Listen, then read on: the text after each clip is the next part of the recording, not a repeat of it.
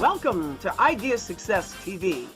Idea Success TV is your video cast that focuses on trends, practices, and solutions for moving ideas to action for both purpose and profit. Hear stories from people who have taken their ideas and brought them to reality to make an income and to impact the world. Be a part of ideation and pitch sessions. Learn about business trends and discover best practices and innovative ideas for bringing thoughts into reality and plans into action.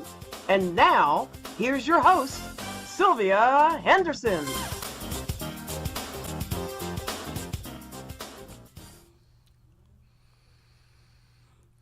Hello, I'm Sylvia Henderson, your host, and welcome to the inaugural program of Idea Success TV. I'm so excited. And this program episode, I'm calling your Ideation Station, and I'll explain that in a moment. But I have a co-host. I have a guest co-host, and that is Susan Kohm. Susan. I'm so excited to be here. Great, and Susan's my ideation partner. And again, you'll find out why in a few minutes.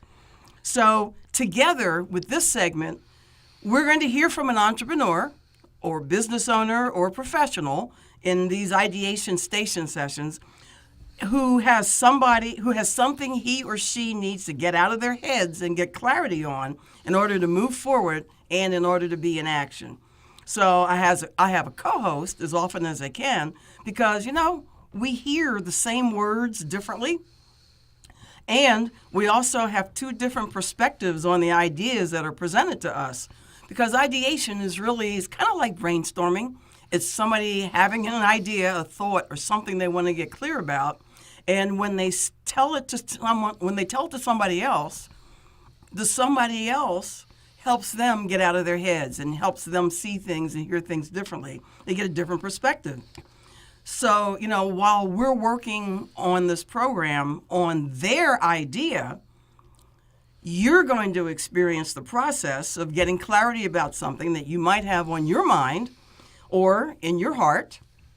And you're also going to hear something that you might be able to apply to your own business and your own life. So my hope is that you experience something during this episode that you can relate to or you can learn from that helps you on your own idea journey. And so today, our ideation guest is Sharon Smith. And Sharon is coming to us virtually. Sharon, hi. Hi. Hi, Sharon. So Sharon is smiling at nothing because she can't see anything other than the studio a little bit. So Sharon Smith is an executive coach. Her company is called C-Suite. That's the letter C. C-Suite Results. Because corporate executives reside in the C-suite, CEO, CFO, C, whatever O. And I am not about to read a whole long bio because we'll never get to the ideation. However, just to give you a few little pointers about Sharon. So Sharon works as an executive coach.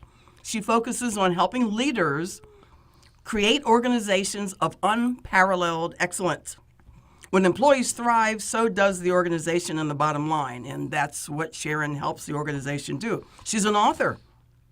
Her book is called The Corporate Detox, and it's aimed at, too many people are counting down the days until Friday or just hanging in there, and so Sharon has seen from her decade as a consultant, more than half of which was on the road, that too many people are disengaged from what they do, and Sharon helps them to re-engage. There's all kinds of experience. Let me read this through. Lots of coaching certifications. And I'm trying to find out where your education is. Received her undergraduate degree in accounting from Eastern Michigan University and her master's in forensic science. High-tech crimes investigation. Oh, man, that's another whole story. From the George Washington University in Washington, D.C. So, Sharon, welcome. Thank you. Thank you, Sylvia. So good to be here. Now, one of the things I also want to make sure our viewers and listeners realize is, you don't have to have, for ideation, you don't have to have either a new idea, you don't have to have a problem per se. It might be just something you've been sort of noodling around in your head and you just need somebody else to hear it, and all of a sudden you're like, oh, okay, I didn't think of that. So this is totally unscripted. We have no idea what Sharon's going to tell us. And so you're going to literally see us in process because this is what we do. What is the one of the commercials? It's what we do. So Sharon, talk to us. How come, what are you noodling over, or what made you decide, I want to go through this? Actually, perfect timing, because I have a decision I need to make, and I'm actually not sure what direction I want to go with this. So let me give you a minute of background or so and give you the challenge or opportunity potentially that I'm facing. As an entrepreneur, I've outlaid a lot of money and investments in all kinds of different things. It may be whether it's automation, marketing tools, outsourcing to folks who can help me implement my learning program, or people coaching me, just all kinds of things, right, that entrepreneurs outlay. And every time I meet someone, it feels like there's something else to spend money on. And I have a very small budget right now. The business is still growing. It's still in startup phase, which means very little budget to spend on these things. But every time I see something shiny and new, I'm like, ooh, I need that. Well, I was presented with, I'm going to call it an opportunity because it seems like an opportunity. However, this is where I need your help. There is a very large women's business conference here in the DC metro area at the end of the year. And I have been asked whether I want to sponsor one of the rooms. What that means is specifically I would be sponsoring the leadership track, which is perfect because my ideal client is an executive, and those are the folks that would most likely be going into that room to hear all the different speakers throughout the day. By sponsoring that room, every time there's a new speaker, and I believe there's going to be a new speaker every hour basically in that room, I get 5 minutes or so at the beginning to introduce myself as the sponsor of the room, pass out whatever I want about myself. By then, my online learning program should be available, so I could have, introductory offers and all kinds of whatever I want to do in that room to speak about myself and then introduce whoever the speaker is. And that sounds fantastic. It's $2,000, and I can do a payment plan as long as it's all paid by September. I'm trying to figure out whether I'm even going to be in front of my ideal client. It's really hard to know who will actually be in front of, and whether I want to spend money that I don't have, because I keep doing that, for something that could be an opportunity. It could be absolutely, one client out of that could absolutely be an amazing return on investment, or it could come to nothing because I got, very little control over who's in that room and what they're looking for and all of that. So that's what I'm trying to determine, is if I want to outlay $2,000 to sponsor this room at a very big conference, a well-known conference. So I know there are people there. I was at the conference last year. I was probably 500 or 600 people at the conference. The question is, are the people going to be the people who are the decision makers and the people that I actually want to be in front of, and will it potentially be worth it? Cool. Man, this is like, I think all of us who are consultants, coaches, whatever, face that challenge. And just so viewers, and I have no idea which camera to aim this at, but for Sharon, for you to see that my ideation process starts with a bunch of sticky notes. And for viewers, I don't expect you to hone in on this for the camera, but this is sort of the beginning of my thinking. Susan thinks visually, which is really interesting. She takes visual notes. So she's got her own means of writing down thoughts in her head. So usually when you start with the ideation process, because we're both teaching as well as helping you, we start with questions. So just like a mastermind group or anything else, so I'm going to ask the first one.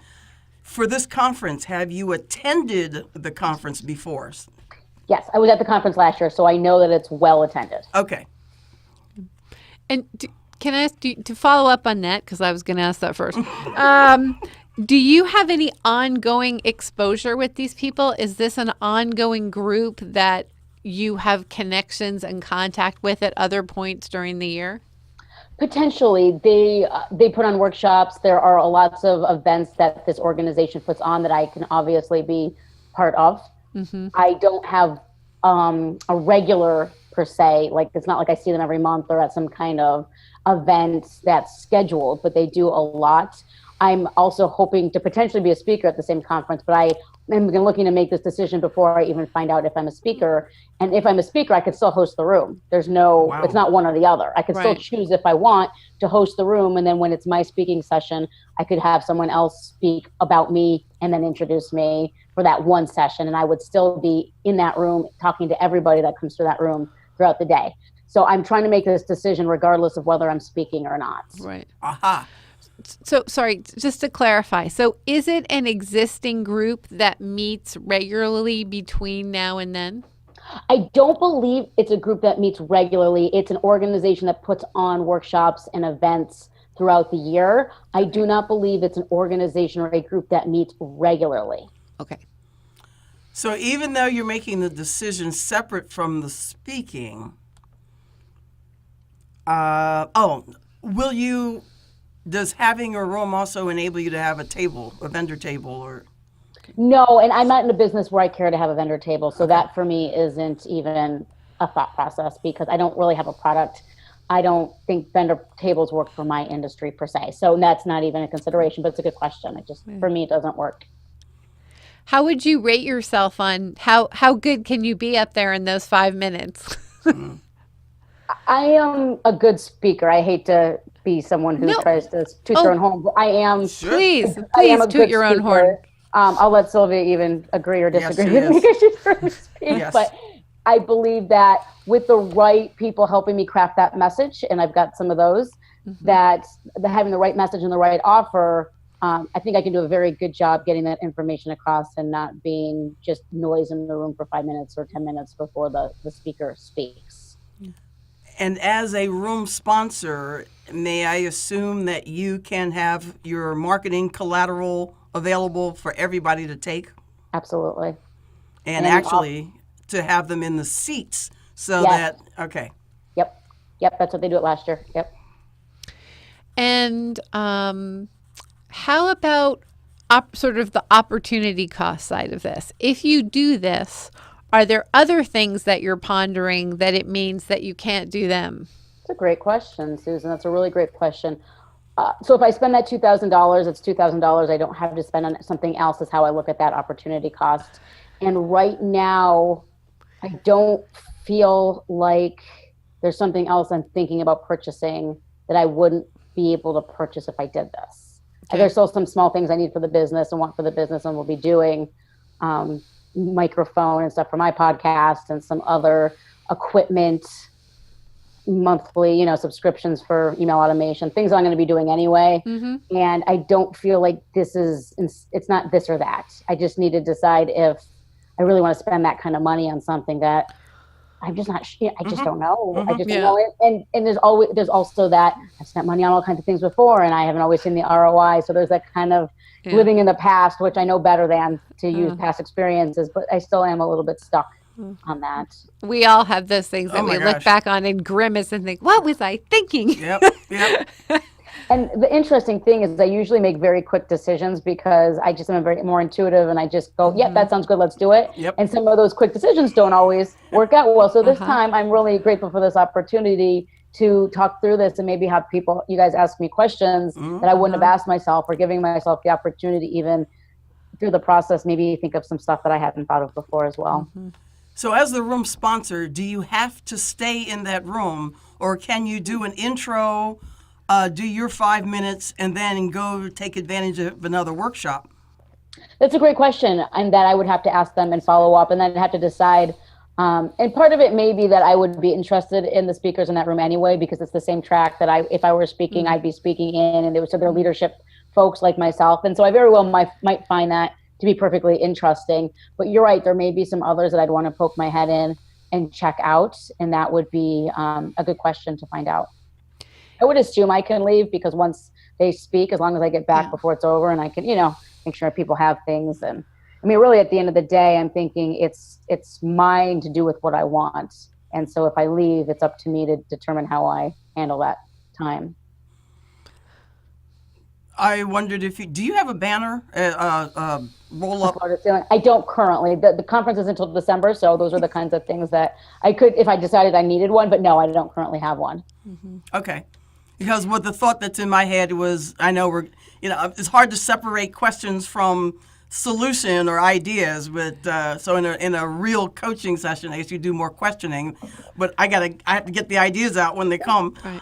Because what I was thinking was to have a banner that stays at the room, so so that people can see your collateral, whether the speaker, in fact, maybe up front in the corner. So when the other speaker is speaking, they can still see your banner. Mm-hmm. Yeah, I'll have to ask if I can have a banner in the room, and then where would the placement of it be? My guess is it'd be probably in the back of the room, but the back of the room is where the door usually is, where people are coming in. So it could be, so when they're coming out, they'd be walking right by it on the way out with me standing there and handing them stuff or whatnot. But yeah, that's a good question. I'm writing that question down. Sometimes Have a banner in the room. Sometimes you may have to just do it up front in an angle. And what is that? Beg for forgiveness. Beg for forgiveness instead of ask for permission. Yeah, I'm good with that too. I'm curious, do the organizers, are they able to share who attended last year? So that audience question is always really the tough one. Are you going to have the right people in the seats? So is there any way to get any data that would inform your decision? Thank you. That's a great question that I'm writing down because I want to ask that. How sorry. thorough? Go ahead. I'm sorry. I was just going to say, I'm also going to be following up with a gal that I know did a room sponsorship last year. Great. To find out what ROI she got from it. I just haven't done that yet. So you guys are getting at me. Great. And these are great questions that I can ask her also. Right. So these are good questions for me to have. The other thing about ROI is your follow-up afterwards. Both your social media or your posting ahead of time. Hey, I'm hosting a room, or I'm sponsoring a room. Come for the leadership track, whatever you would say ahead of time. But the follow-up too.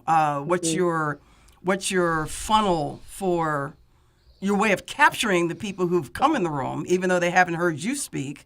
So some kind of a way to capture the traffic email, and then and then the follow-up afterwards. Yeah, so what I'll end up doing if I did something like this is I would have something on everyone's seat that they could fill out, and there would have to be a reason for them to fill out. They'll get something for free, obviously, by turning it into the fishbowl or whatever at the end. They'll get a free call with me, or they'll get a copy of my book mailed to them, or they'll get something right, for filling that out. I just wrote down the question for myself, though, to ask what access will I have to contact the attendees after, in terms of will I get information on who attended. Yeah. The challenge is they don't have to sign up for a track. So just because they attended doesn't mean they were in my room. Right. So I need to figure that out. But it's still, and I can ask this other lady who sponsored last year how she did that. Yeah. That's what I was wondering too, because it's a significant outlay of money. Yeah. Also, how about a giveaway? Could you give away a copy of your book in each session? I'm sure I could do whatever I want in that respect. Yep. Yeah. Yep. And I could say, fill out the, fill this out, drop it in the back. So, I mean, I don't know that I have a chance to do the drawing in the room. Right. But I'll just say from each session, I will be drawing one before even the next folks come in. So the chance of winning is, greater because there's fewer people in the room or, versus everybody. So yes, I could definitely do a giveaway of something, a book, a free, coaching session, all kinds of things. Well, one thing, I've been trying to stick with the questions too, and the part of me who was always like, well, Yeah, go ahead. But I do want to bring up, the reason I asked the question about are there other events that you can be going to is, of the little I understand about how all of this works, they always say, if you take out like a one-time ad, it's kind of a waste, right? You want to be reinforcing. So if you have other points of contact with these people where they're going to have an idea who you are, and then this is going to have much bigger impact than if it's just a one-time thing and I don't know you from Adam before I walked into that room. So Sure. The lady who organizes this whole thing, she's been doing it for years. She also has a PR type company. And the sooner people sign up as room sponsors, the sooner she'll be including them in all of her messaging. So people who become room sponsors now will be part of the advertising of the conference now, versus people who sign up 3 months from now have missed out on 3 months of being part of the advertising. So while I love what you're saying, I have to find out about other events and everywhere she's going to. I need to find out everywhere she's going to be advertising our her sponsors and how she's going to be advertising her sponsors. And it would be great if there's a way you could get in front of those people at any of those things. Like, hey, we're going to be doing this conference. So-and-so, you're going to be one of our sponsors. Can you talk a little bit about, whatever? It'd be so great if you knew you were speaking too, because that would make it a much easier decision, I would think. But anyway, it is what it is. Well, it sounded like, can you declare that you're speaking, or you need to actually send in my application's been submitted. Like, yeah. No, I can't declare anything. Like some of us. I can declare that I'm going to be a sponsor for money. Yeah. And so even in your advertising, if there's if you could have, I'm thinking, and this is coming from somebody who still has to work on their own website and web pages and all that. But what I do know is for this conference, if you were to have the room, have a special web page so that in all of your marketing, it's, come to csuiteresults.com/great conference. And that way you've got, and you have a giveaway so that when she's marketing you and advertising you, there's just one link that she tells people to go to. And that one link would be your lead capture. Okay. For just even people interested and who might download something from there. I'm thinking, go ahead. Yeah. But to say, another thing that I sort of toss out when I'm making this, is it worth the investment, blah, blah, blah, blah, is how many clients would I have to get for this to be a worthwhile thing to do? Right. One client coming from this could easily be just a break-even point. Okay. Easily. And depending on what the client wanted or what else it could lead to, it could be absolutely a very worthwhile event. Yes. So typically at conferences, when I'm talking to my coach clients and speaker clients, typically at the end of a conference, it's hard to expect a monetary result from the conference directly. Conferences are where you get your list, where you build your list. So so the ROI is going to be more, how many, would 100 people on your list make you happy that you could target follow-up messages to, and it's that follow-up that should lead to actual money. Now, that's typically. Now, sometimes, you sit down and talk to somebody on the side at a conference and they say, oh, I want you. Well, hey, you just made your... But to go in expecting to make money back from the conference directly, that's shaky. So, sure. And when I say one client coming from the conference could be a break-even point, it would be based on, I would assume, a follow-up conversation, not someone at the conference hiring me on the spot. It would have to do with the fact that they saw me, heard me, liked me, and wanted more information from me because of the conference. Mm-hmm. Yeah. Okay. But no, I like what you said, Sylvia, about how many people would have to be added to my list to make that investment worthwhile. Mm-hmm. Yeah. Two things. On one end, I think it is incredibly valuable for a coach because we don't have a come look at my box of soap suds and how clean they get your laundry kind of thing, right? We're really selling ourselves. And does this feel like a good fit to you? Right? Yeah. So I think in that sense, that opportunity to get your face in front of so many people all day long is pretty amazing because you're not just talking about one workshop, but everybody who comes into that room is going to get to hear you speak and have a way to assess, oh, does this feel like somebody that I might want to work with? So I think there's that piece. But the question I wanted to ask too is like, how excited about this would you be? So there's the intangible sort of, is this going to motivate you to do some things that you've been wanting to do, and be something that moves you forward? That's a great question. If it weren't so far out, I would say probably would spur me into making sure things got done.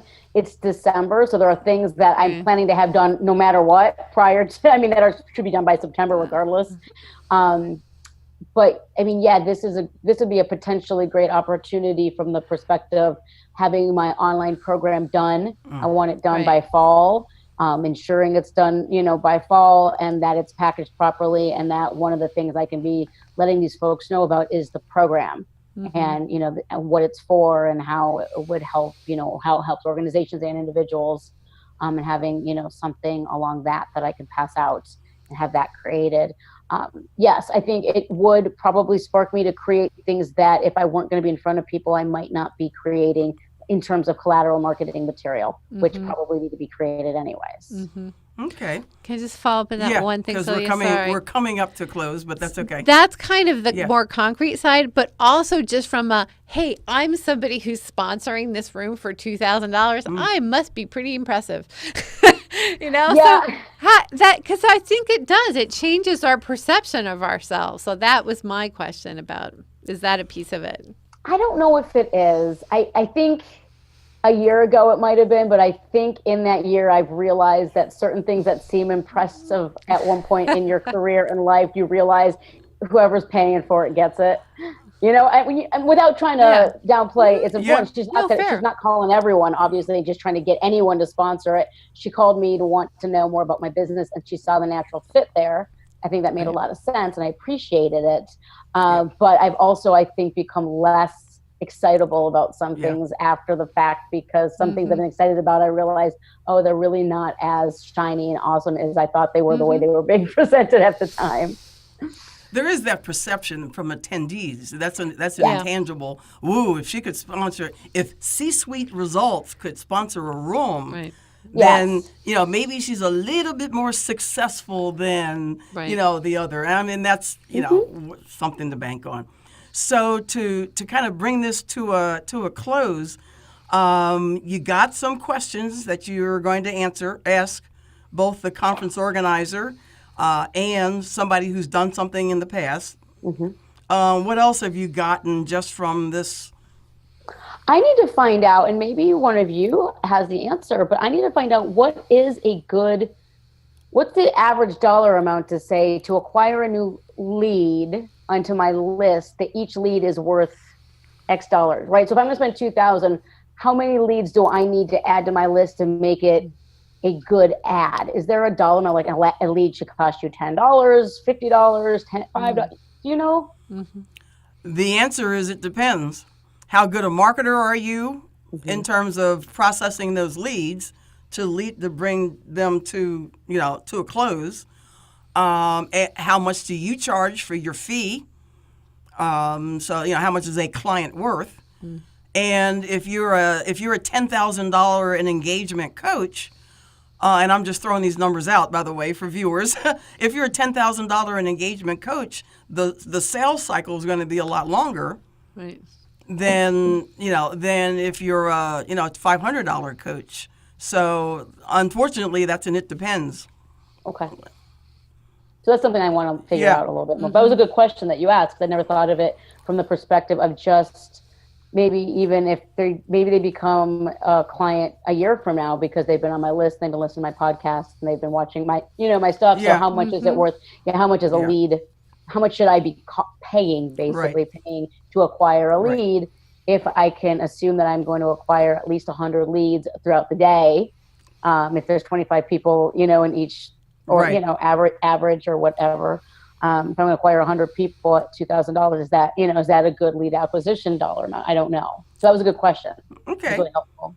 So, so to close then for you, do you feel you got something? Do you feel, what immediate action? Okay.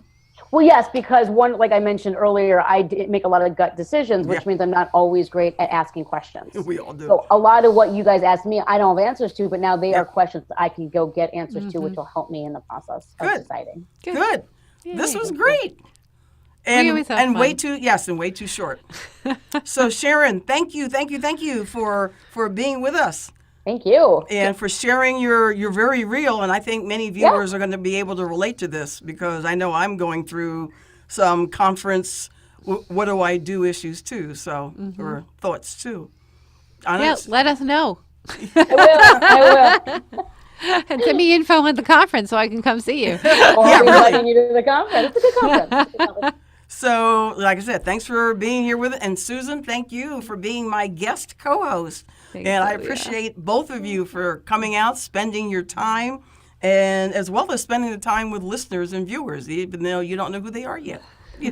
So, to viewers, to listeners, if you like what you heard, if you like what you saw on this episode, there's more Idea Success TV programming at ideasuccess.tv, and you've seen the website down in the lower part of the screen. That's ideasuccess.tv. Yes, it's not .com, it's .tv. Susan, you want any last-minute words? Actually, how do they reach you? You can find me at handmadelifecoaching.com. And I do career design coaching, help you identify your gifts and talents, and so life can be fun and exciting and fulfilling. Great. We've got a large distribution network, so you'll find our programs on internet and broadcast channels listed at our website. And I invite you to connect with me as soon as this program ends, while it's still in your mind, so that you keep current as to the new programs that are coming out, and you learn of related events and resources that are available to you from my collaborative partners all around me and from me. So I'm all about getting ideas into action for income and impact. You've got ideas. My passion and my mission in life is to serve you and to make them your reality. With that, make a great day. Thank you for watching Idea Success TV. Idea Success TV is a syndicated production of the Idea Success Network and Village Connector Media, the People's Prosperity Network. Permission to share, repost, and rebroadcast is freely given, provided it's done without charge of an access fee. If you have questions about this broadcast, or if you'd like to be a part of an upcoming segment, please contact us at Idea Success TV Contact. Thank you for listening and watching Idea Success TV.